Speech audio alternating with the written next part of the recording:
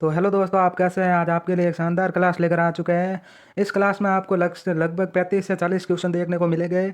और वो सभी क्वेश्चन कला संस्कृति से रिलेटेड हो गए, जो आपके बीएसटीसी, जेल प्रहरी, चतुर्थ श्रेणी और पीटीटी सभी एग्जामों के लिए मोस्ट इंपोर्टेंट क्लास होने वाली है दोस्तों।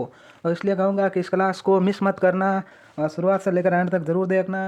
हो सके तो अपने दोस्तों को भी इन्वाइट कर लेना, ताकि वो भी इस क्लास का आनंद ले सके। तो देरी ना करते हुए इस प्रश्नों की शुरुआत करते हैं। तो प्रश्नों की शुरुआत करने से पहले आपको एक काम करना होगा दोस्तों। काम यह है कि आपको सिर्फ चैनल को सब्सक्राइब कर देना है और इस वीडियो को लाइक कर देना। तो चलते हैं पहले प्रश्न की ओर। तो दोस्तों, रेडी हो पहले प्रश्न के लिए। तो आपको लगभग 35 से 40 क्वेश्चन देखने को मिलेंगे, लगभग 40 में से अगर आपको ये एग्ज़ाम क्लियर करना है तो लगभग 40 में से 35 क्वेश्चन आपको सही करके दिखाने हैं दोस्तों। तो बढ़ते हैं पहले क्वेश्चन की ओर। तो पहला ही क्वेश्चन एक शानदार क्वेश्चन आ चुका है कि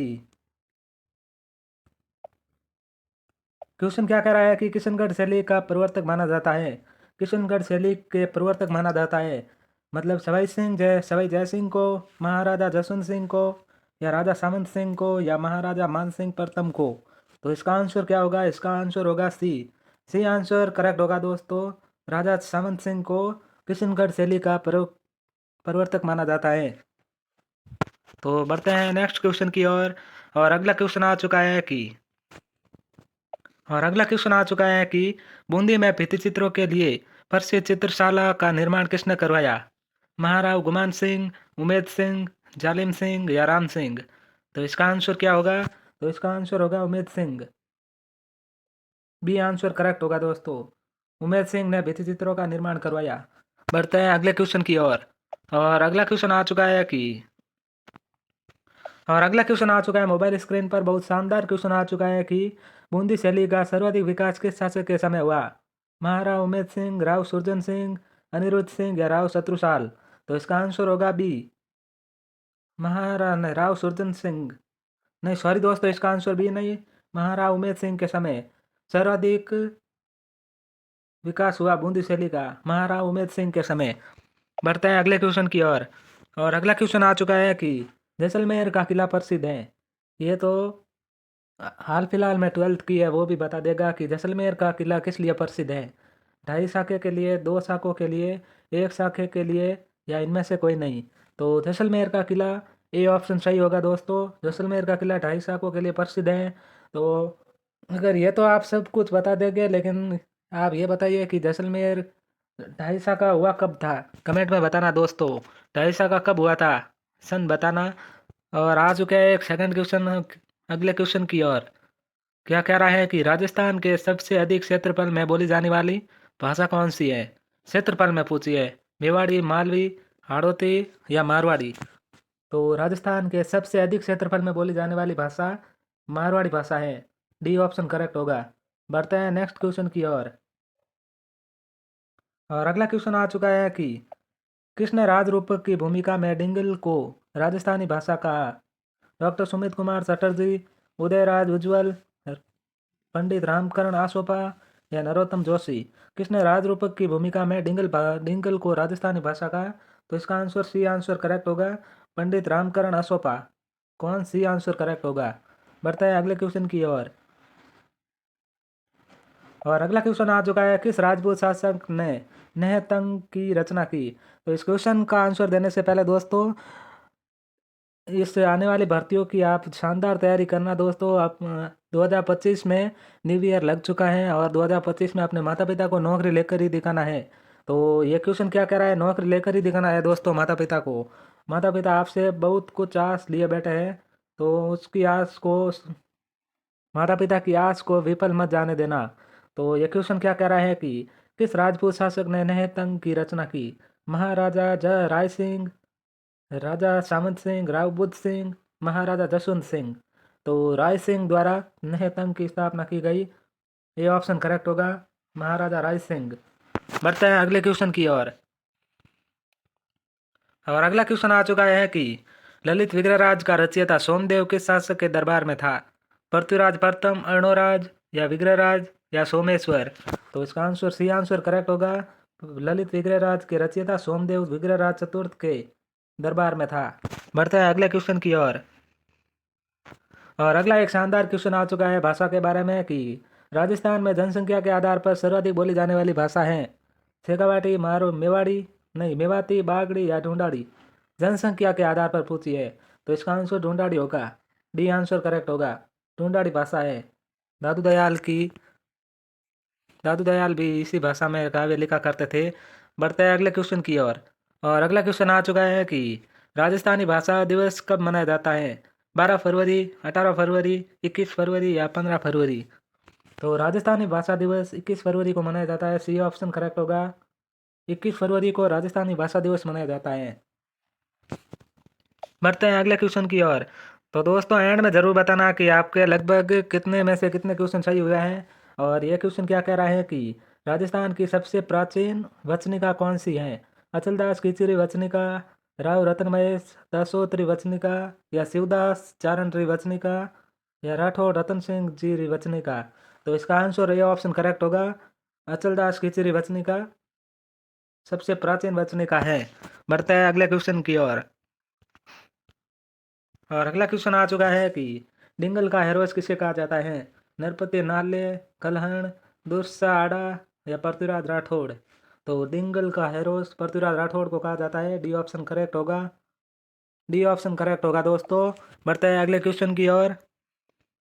और अगला क्वेश्चन आ चुका है कि राजस्थान का गजेटियर किसे कहा जाता है?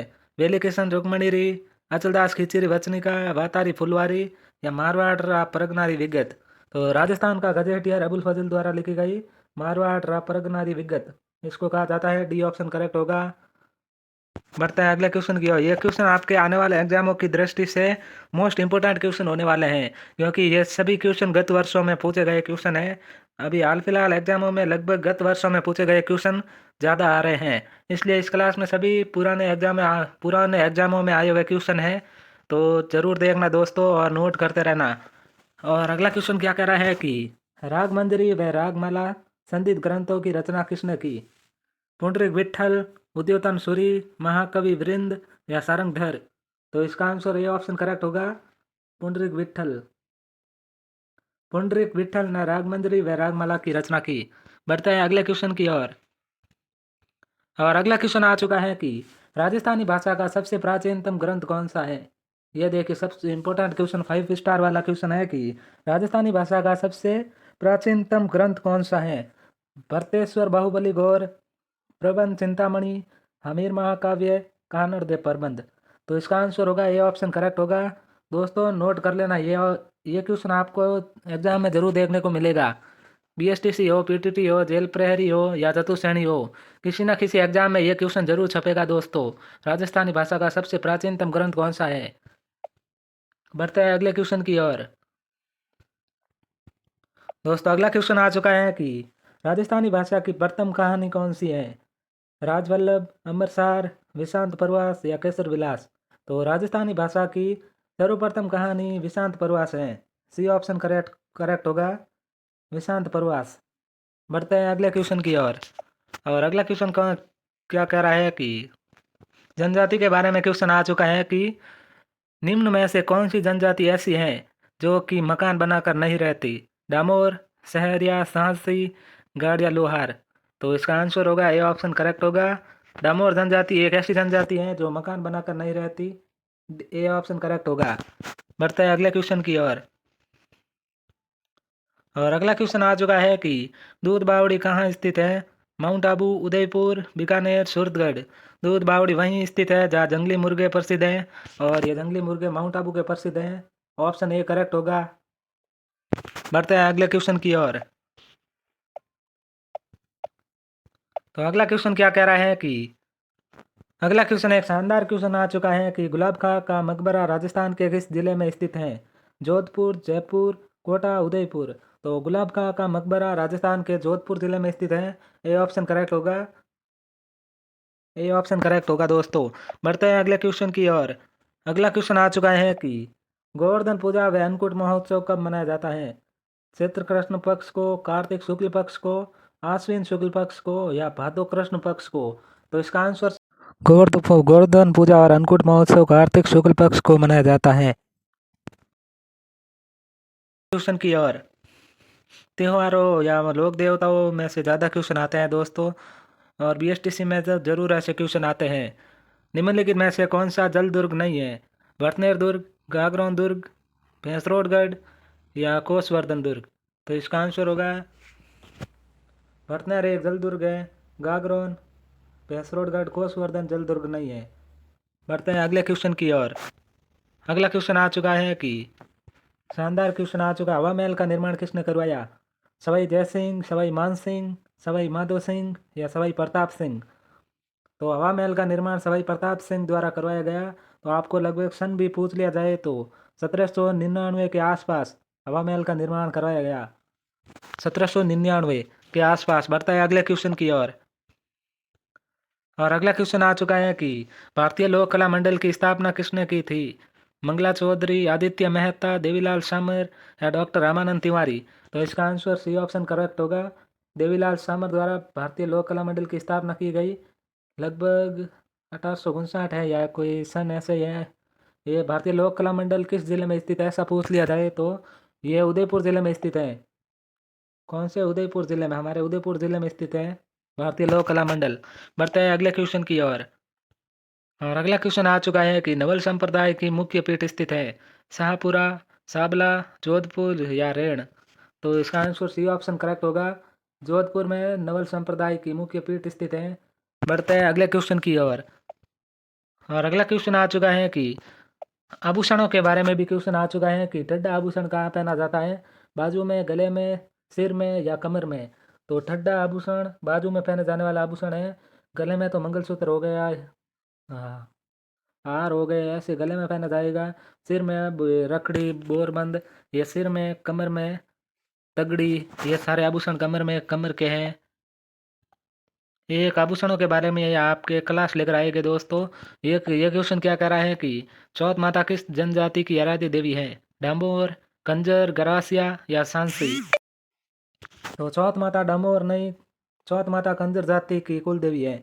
बी ऑप्शन करेक्ट होगा दोस्तों। कंजर जाति की कुल देवी है चौथ माता। बढ़ते हैं अगले क्वेश्चन की ओर।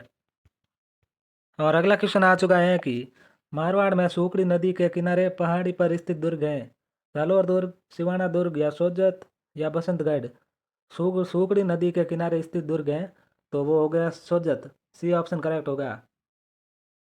सोजत नहीं, सॉरी दोस्तों, सूखड़ी नदी के किनारे स्थित है जालोर दुर्ग। ए ऑप्शन करेक्ट होगा। बढ़ते हैं अगले क्वेश्चन की ओर। और अगला क्वेश्चन आ चुका है कि अगला क्वेश्चन एक शानदार क्वेश्चन आ चुका है कि अबुल फजल ने किस दुर्ग के संबंध में कहा था कि अन्य सब दुर्ग नंगे हैं जबकि ये दुर्ग बख्तरबंद है? चित्तौड़गढ़, कुंभलगढ़, रणथंभौर या मेहरानगढ़। तो इसका आंसर होगा कुंभलगढ़ नहीं, रणथंभौर के बारे में। सी ऑप्शन करेक्ट होगा। रणथंभौर के बारे में कहा था कि बाकी सब दुर्ग नंगे हैं लेकिन ये एक दुर्ग ऐसा है जो बख्तरबंद है। बढ़ते हैं अगले क्वेश्चन की ओर। और अगला क्वेश्चन आ चुका है कि ये भी दुर्गों के बारे में है कि राजस्थान का कौन सा दुर्ग दुर्गाधीराज कहलाता है? चित्तौड़गढ़, कुंभलगढ़ या रणथंभौर या मेहरानगढ़। तो राजस्थान का चित्तौड़गढ़ दुर्ग दुर्गाधीराज कहलाता है। ए ऑप्शन करेक्ट होगा। A option. बढ़ते हैं अगले क्वेश्चन की ओर। और अगला क्वेश्चन आ चुका है और ये मेरे हिसाब से आपका लास्ट क्वेश्चन होगा, 40 नंबर। हाँ, लास्ट ही है। तो ये आंसर, इसका आंसर क्या होगा? संत मलिक शाह की दरगाह अवस्थित है गाहकरोन दुर्ग, जालोर दुर्ग, शेरगढ़ या सिवाना। तो संत मलिक शाह की दरगाह कहाँ स्थित है? इस लास्ट क्वेश्चन का आंसर आप कमेंट में बताना दोस्तों। तो मिलते हैं एक नेक्स्ट वीडियो के अंदर। तब तक वीडियो को लाइक कर देना और इस चैनल को सब्सक्राइब कर देना। तो दोस्तों क्लास कैसी लगी, अच्छी लगी हो तो कमेंट में ज़रूर बताना और चैनल को सब्सक्राइब ज़रूर करना। Good bye.